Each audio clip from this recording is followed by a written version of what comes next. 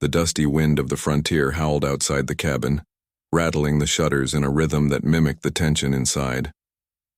Eleanor pressed herself against the rough-hewn wall, her hands trembling as she tried to make sense of the impossible circumstances that had brought her here. Only days ago she had been a girl of gentle upbringing, in a small flower-dotted town that seemed too soft for the hard edges of the world.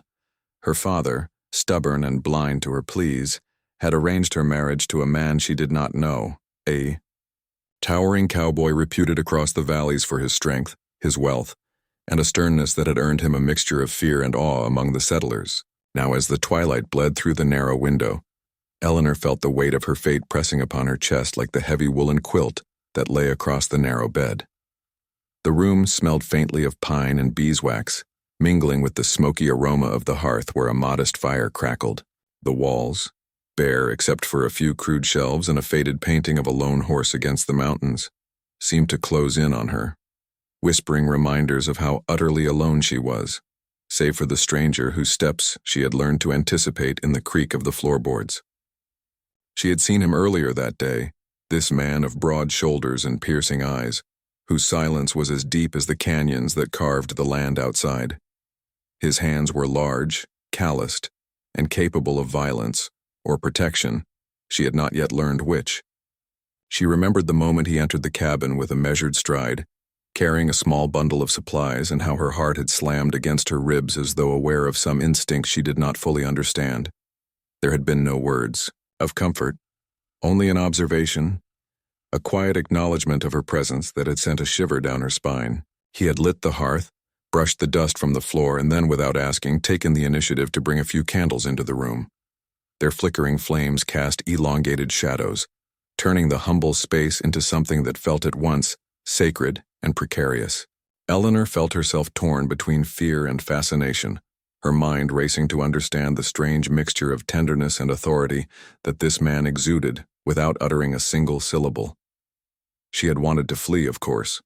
Any rational person would, but her body betrayed her, rooted to the spot by a mixture of awe and an undeniable pulsing curiosity. In her mind she replayed the stories that had swirled through her small town about him, each tale exaggerating his roughness, his unbending will, his rumored cruelty. Yet the man before her moved with a careful deliberation that betrayed none of the reckless brutality others claimed he possessed. He arranged the candles methodically around the bed, their golden glow reflecting in his eyes, and Eleanor realized she was watching a ritual unfold, a choreography as precise and deliberate as the planting of crops in the spring or the careful tending of a horse in the stable. Every motion, every breath he took, seemed designed to assert dominion over the space, but also, paradoxically, to honor it. Eleanor's chest tightened as she struggled with the confusing swirl of emotions that rose within her: fear, admiration, and a desperate aching longing she refused to name. The candle's flames danced against the shadows on the wall, elongating his silhouette, turning him into a figure both intimidating and unbearably beautiful, and Eleanor understood, with a clarity that frightened her, that her life had shifted irreversibly in the span of a single afternoon. The air in the room thickened as he moved closer, each step deliberate, each movement measured so carefully it was almost hypnotic. Eleanor's mind reeled with the knowledge that she was utterly at his mercy, yet simultaneously aware that he seemed more intent on ceremony than coercion, more invested in crafting a space of reverence than asserting brute force. Her pulse raced, hammering in her ears, each beat a reminder of the fragility of her situation and the intensity of the sensations washing over her. The room smelled faintly of wood smoke and candle wax, but beneath that, Eleanor swore she could detect the earthy, musky undertones of the man himself, a scent that was unsettling in its intimacy. He knelt briefly to adjust the placement of a candle, and Eleanor noticed the muscles in his forearms tense under his worn shirt, the subtle flexing of hands that had undoubtedly done work impossible for most women to imagine. Every detail of him, his movements, his silence, his gaze, was magnified in the candlelight, each gesture laced with a power that made Eleanor's heart ache in a way she had never known. She wanted to look away, to retreat to the corner of the room and shrink beneath the weight of her skirts, but an invisible tether held her in place, drawing her toward him in a magnetic pull she could not resist. Finally, he stood, straight and towering, the shadows of the flickering candles painting his features with an almost otherworldly intensity. Eleanor's breath hitched as he approached the bed, his steps deliberate, his presence commanding yet strangely tender. He did not touch her, yet she felt an almost electric charge in the space between them, a silent promise woven in the lines of his jaw and the intensity of his dark eyes. Eleanor's fingers trembled as she clutched the quilt, her knuckles whitening, heart thrumming a chaotic rhythm against her ribs. She had tried to steel herself, to imagine a way to assert control over her fate. But the simple act of witnessing, his care, his quiet attention to the ritual he had begun, fractured all notions of resistance. The candlelight cast an ethereal glow over him, transforming the rustic cabin into a chamber of anticipation and unspoken longing. Eleanor swallowed hard, the tension coiling in her stomach like a living thing, and whispered into the quiet, "Make me feel real again." Words meant for no one, yet fully aware he was there, listening, understanding the fragile plea hidden in her trembling voice.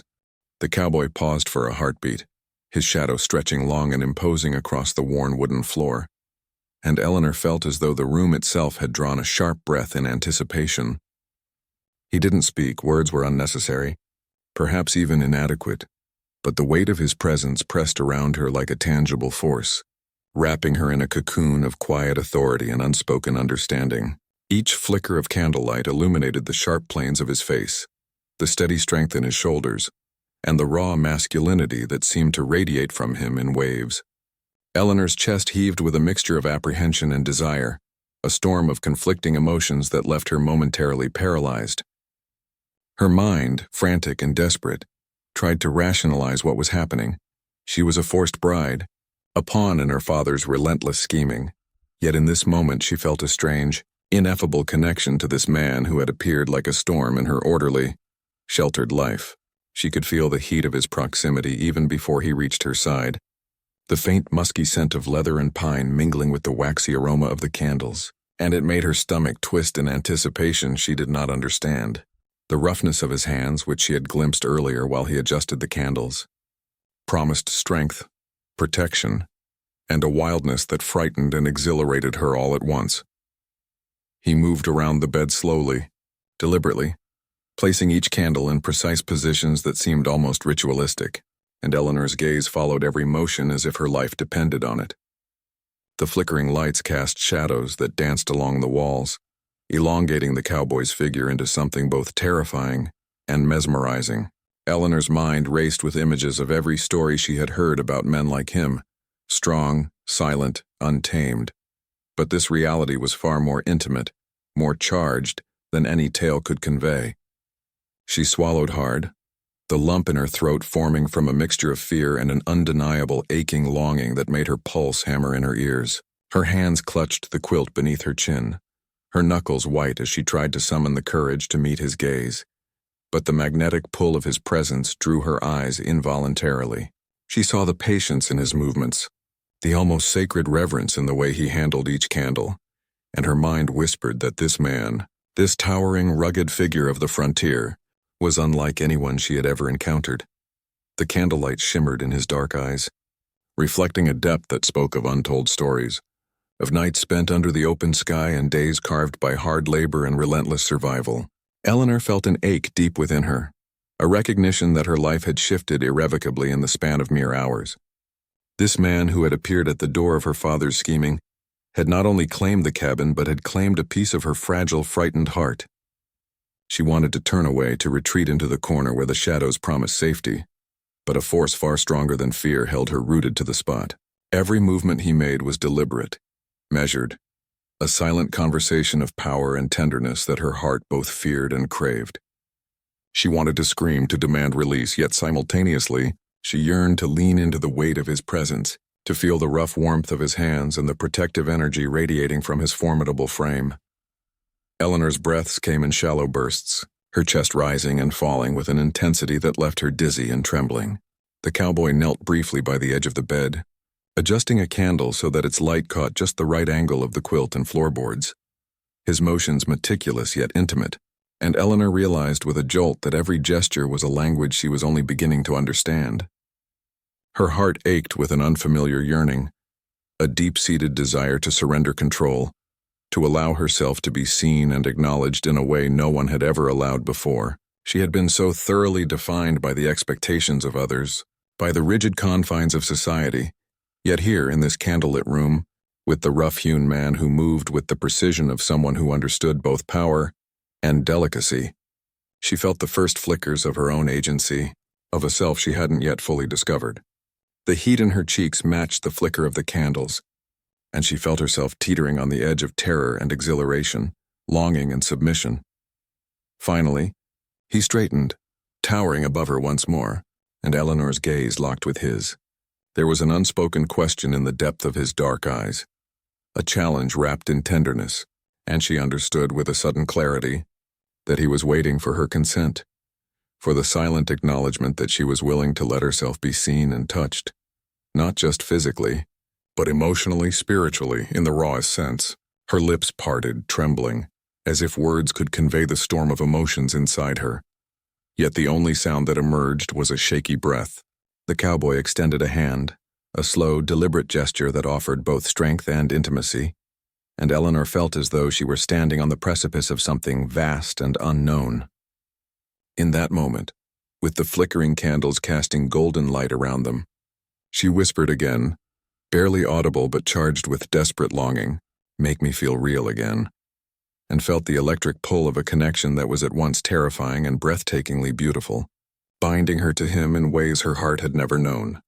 The cowboy's hand hovered in the space between them, large and rough, yet the slightest quiver of intention betrayed a tenderness Eleanor hadn't dared to expect. The shadows of the candles played across the room, flickering over his strong jawline, the curve of his shoulders, the lines in his weathered hands that told stories of years spent wrestling the wilderness into submission. Eleanor's breath caught as she studied him. Every detail magnified in the warm glow, and a strange aching longing rose in her chest, twisting with the fear she still carried. She had been trained to obey, to accept her fate without question, yet this man, silent yet commanding, offered no threats, only the unspoken possibility of connection, of recognition, of being seen not as a commodity to be bartered or controlled, but as a living, breathing woman whose desires were valid, whose fears were acknowledged. Her mind spun, trying to reconcile the disparate parts of herself, the frightened girl her father had raised and the woman stirring inside her, aching to claim even a fraction of her own agency. The firelight danced across the room, reflecting in her wide eyes as she took a hesitant step forward, drawn by an invisible thread woven of respect, power, and something more ineffable, more intimate than words could capture. He didn't move to meet her, but Eleanor felt the shift in energy as palpably as a gust of wind through the cabin. The silence between them was charged, a tangible current that raised the hair on her arms and made her pulse race in a way that was both frightening and intoxicating. Every instinct told her to retreat, to hide beneath the quilt or run into the wilderness beyond the cabin. Yet every fiber of her being urged her to stay, to step closer, to allow the slow, deliberate ritual he had begun to envelop her fully. His eyes, dark and unwavering, held hers with an intensity that seemed to see beyond the trappings of her forced circumstances, into the very marrow of her being, reading the lines of her history and the untamed potential of her heart. Eleanor felt herself trembling, not from fear alone, but from the awareness that this man, who had appeared as a force of circumstance, was offering her something profoundly rare, a space where she could exist fully, freely, even under the constraints of an arranged, unwanted union.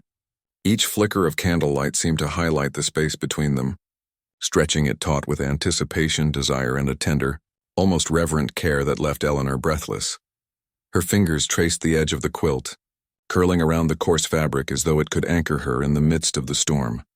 Raging inside her chest, the cowboy remained statuesque, yet Eleanor could sense him leaning in, even without a single motion, leaning into her very essence with the patient, deliberate attention of someone who understood the sacredness of trust, the fragile beauty of consent earned in silence. The room itself seemed to pulse with this unspoken rhythm, the candles casting golden arcs over their figures, shadows entwining as if the very walls recognized the gravity of the moment. Eleanor's thoughts spun in spirals of longing and hesitation, her body reacting with an intensity that frightened her, her heart hammering in her chest as if it were trying to escape the confines of her ribs. She wanted to close her eyes and disappear, yet she also wanted, with a desperate, unnameable ache, to reach toward him, to feel the strength of his presence not merely in proximity but in the subtle, deliberate gestures that had transformed the cabin into a chamber of intimacy and tension. The line between fear and desire blurred, mingling into a molten, almost unbearable anticipation that left Eleanor feeling raw, exposed and achingly alive. Finally, he lowered himself to one knee beside the bed, the movement deliberate, commanding yet impossibly tender, the flickering candlelight tracing the angles of his face and the contours of his powerful frame. Eleanor felt the electric tension in the air deepen, a living thing that wrapped around her chest and pulled at her very soul. His eyes held hers unwaveringly, dark pools of intensity, and she understood that this was not about coercion, nor about the blunt assertion of power, but about the subtle, inexorable pull of intimacy forged in respect, in deliberate care and in shared vulnerability. Her lips parted slightly, the words she had whispered earlier. "Make me feel real again," hanging in the charged air between them, fragile yet potent, a plea that demanded acknowledgement. And though he did not speak, his expression, the careful placement of his hands, the stillness of his body, conveyed a silent promise that she would be held, that she would be recognized, that she could exist in her full, unbroken complexity within the space he created for her. Eleanor's breath came in shallow, trembling gasps, her heart thrumming like a wild horse, and she felt herself drawn closer not by fear, but by the irresistible gravity of someone who saw her, truly saw her, and offered a space where she could be both vulnerable and celebrated in equal measure. The intensity of the moment pressed upon her, a slow, deliberate crescendo that made Eleanor acutely aware of every nerve ending in her body, every flutter of heartbeat, every shiver of anticipation. The candlelight flickered across the room, illuminating the line of his jaw, the curve of his forearm, the quiet reverence in the way he moved even as he remained still. She felt as though the air itself had thickened, vibrating with the energy of unspoken understanding, of desire tempered with care, of a bond forged in silence and anticipation. Eleanor's hand shook as she reached toward him, her fingers brushing against the coarse fabric of his shirt, feeling the taut strength beneath the worn material, and a shiver ran down her spine. The cowboy did not flinch. Instead, he met her movement with a gentle, unwavering patience, allowing the connection to bloom in its own time, unfurling like a slow, deliberate sunrise that warmed the entire cabin with its intensity. And in that moment, Eleanor understood with a clarity that was almost overwhelming. She was no longer merely a bride forced into circumstance, no longer merely a frightened girl cowering behind expectation. In the presence of this silent, commanding, tender man, she was, at long last, alive, seen, and irrevocably real. The quiet of the cabin deepened as Eleanor's fingers lingered over the rough fabric of his shirt, tracing the lines of his chest without fully daring to touch, yet feeling the unspoken electricity that passed between them like a live wire. The cowboy's presence was overwhelming, a magnetic force that anchored her despite the tempest of uncertainty and desire swirling within her. Candlelight flickered across his broad shoulders, illuminating the sinewy strength in his arms, the subtle tremor of his hands that betrayed the depth of his own anticipation. Eleanor felt as though she had been suspended between two worlds, the one she had known, ruled by obligation, fear, and rigid propriety, and this new, uncharted territory where touch, attention, and unspoken emotion dictated the rhythm of existence. Every breath she took seemed magnified, echoing against the wooden walls, vibrating with a potency she had never before known. Her pulse raced, the sound in her ears like the gallop of a horse across the open prairie, and the ache in her chest was both a warning and an invitation, a reminder that surrender could be both terrifying and exhilarating. He knelt closer, his eyes locking with hers, and Eleanor felt the invisible thread between them tighten, binding her to him in ways that defied explanation. She had feared this moment, had imagined it as a trap or a coercion, but the way he regarded her, patient, reverent, commanding yet gentle, dissolved her resistance with a precision more devastating than any force. The warmth radiating from his body brushed against her own, and Eleanor realized with a jolt that the fire in the hearth and the flickering candlelight were minor compared to the heat swelling inside her. Her hands trembled as she reached for his, brushing against the coarse skin, and the simple contact sent a shiver through her, awakening sensations she had long suppressed. It was not merely desire, it was recognition, validation, the sudden overwhelming knowledge that she was allowed to exist fully, with every ache, fear, and yearning acknowledged rather than dismissed. The cowboy's gaze softened imperceptibly, a silent affirmation that she need not be ashamed of the storm she carried inside her, that it could be shared, even welcomed in this small, sacred space. Eleanor's knees pressed into the edge of the bed as she leaned forward, drawn by a gravity she could neither name nor resist. Her breath came in shallow, rapid bursts, mingling with the faint scent of smoke and wax, as the cowboy adjusted a candle so that its light fell across her trembling hands and flushed cheeks. She felt an almost unbearable vulnerability, yet beneath it simmered a fierce exhilaration, a paradoxical combination of fear and liberation that left her gasping for control she no longer wanted to maintain. The strength in his hands was palpable, not coercive but grounding, as though he could contain the whirlwind of her emotions simply by being present. Eleanor's mind reeled with the enormity of what was unfolding, the gravity of the unspoken consent, the tension woven into every gesture, every glance, every subtle breath. The cowboy's deliberate patience created a space where Eleanor could confront her deepest longings, her most hidden desires, and feel seen without judgment, the weight of societal expectation dissolving in the golden candlelight. The quiet tension in the room became almost unbearable, a living thing that vibrated with the possibility of connection, of surrender, of mutual recognition that went far beyond mere physical proximity. Eleanor's pulse raced, hammering against her ribs as if trying to escape her chest, and she realized that she was teetering on the edge of something transformative. The cowboy's eyes, dark and unwavering, held hers with an intensity that both commanded and invited, a duality that left her breathless and trembling. Every instinct told her to retreat, to cling to the known, to seek the safety of the life she had been raised to accept. Yet another, far stronger instinct pulled her toward him, toward the warmth, the attention, and the undeniable connection that radiated from his every movement. Eleanor's hands shook as she pressed lightly against his forearm, feeling the taut strength beneath the worn shirt, the living, breathing evidence of a life forged in struggle and care, and a shiver ran through her, awakening a yearning she could no longer deny. Finally, he lowered his forehead to hers, an unspoken invitation and a silent promise, and Eleanor felt her breath catch in her throat. The room seemed to shrink, the flickering candlelight framing them in a cocoon of heat, shadow, and anticipation. Her hands rested against his chest, feeling the slow, steady thrum of life beneath the coarse fabric, and she understood with a depth that made her ache that this was a communion of trust, of surrender, of acknowledgement. She was no longer merely a forced bride, no longer a frightened girl at the mercy of circumstance. She was alive, desired, and above all seen. The cowboy's steady presence anchored her in a reality that was at once terrifying and breathtaking, and Eleanor felt the first stirrings of hope, of belonging, of a life where she could be both tender and strong, vulnerable and empowered. In the soft golden glow, with the flickering candles casting shadows that danced across the walls, Eleanor whispered again, voice trembling, "Make me feel real again," and this time, she felt the full weight of the promise in the unspoken response that radiated from him, enveloping her completely. The tension that had crackled like wildfire in the cabin seemed to condense into a single, electric moment as Eleanor and the cowboy lingered in the golden candlelight, suspended in a world that existed solely for them.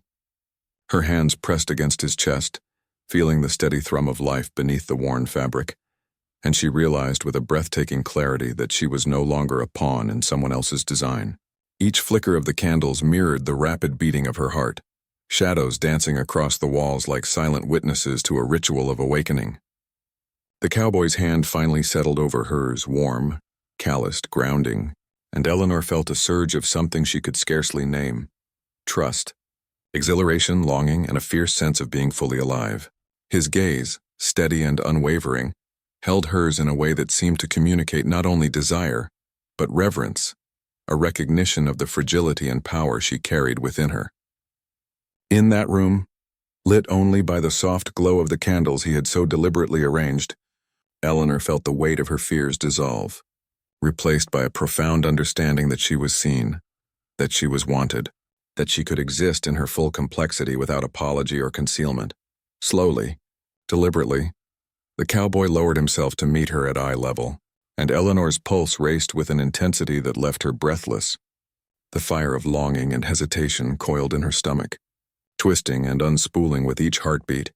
Yet beneath the storm of sensations, there was a steady current of safety, of deliberate care, that made her body respond without fear. She leaned forward, drawn by a magnetic pull that seemed older than time itself, older than the cabin, older than the dust-covered frontier beyond the walls. Their foreheads met, and in the warmth of his gaze, Eleanor felt the hard edges of her life soften, the jagged lines of obligation and dread melting into something entirely new. A promise, fragile yet undeniable, that she could be herself, could feel, could love without pretense. Her lips trembled as she whispered once more, the words barely audible but laden with the full weight of her soul, "Make me feel real again." And he responded not with words, but with the gentle, deliberate press of his hand against hers, a touch that spoke volumes, anchoring her in the present while acknowledging the tumult of emotions they had both navigated to arrive at this moment. The candles flickered, casting long golden shadows that danced across the walls, illuminating the cabin in a warm, sacred glow. Eleanor felt the tension in her limbs ease as if the simple presence of the cowboy, the deliberate patience and care he exuded, had transformed the air itself into a balm for her fears. She allowed herself to lean fully into him, their bodies close but not yet touching in the intimate way she knew would come, only when both hearts were fully willing. The realization struck her with a force that was almost dizzying. This was not a forced connection, not a marriage born of obligation, but something far deeper, far more elemental.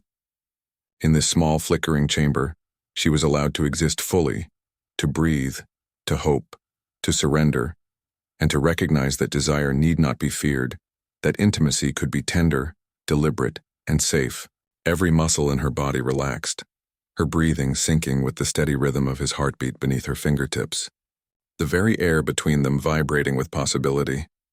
Finally, he bent slightly, brushing a gentle kiss against the back of her hand, a gesture that sent a shiver racing up her spine. Eleanor's chest tightened, her throat constricted with a mix of anticipation, relief, and longing. Yet she felt no fear, only a growing certainty that this man, this towering cowboy of the frontier, could be both her protector and the catalyst for the awakening she had so desperately needed. The room, now transformed into a sanctuary of shadow and golden light, echoed with the unspoken promise of connection, of trust, and of love slowly blossoming against the harsh backdrop of the untamed West. Eleanor's lips curved into a tentative smile, tears pricking her eyes, as she realized she had not only survived the uncertainty and fear of her forced circumstance, but had emerged into a space of recognition and desire that was entirely her own. The candles flickered one last time in the quiet room, a halo around them, and Eleanor felt herself fully, irrevocably, alive. As the night deepened outside, the cowboy remained by her side, silent, steady, and unwavering, allowing her the space to adjust to the surge of emotions, the flood of sensations that had left her trembling yet exhilarated. Eleanor's hand remained in his, a symbol of trust, connection, and the unspoken promise of shared intimacy yet to come. For the first time in her life, she felt the profound truth of her own existence, not as a possession, not as a pawn, but as a woman capable of desire, of love, and of feeling real in every sense. And in that flickering candlelit cabin, amidst the quiet crackle of the hearth and the gentle shadow play across the wooden walls, Eleanor understood that she had been seen, held, and awakened in ways that would forever transform her, that the cowboy had indeed made her feel real again, and that their journey together, fragile yet unbreakable, had only just begun.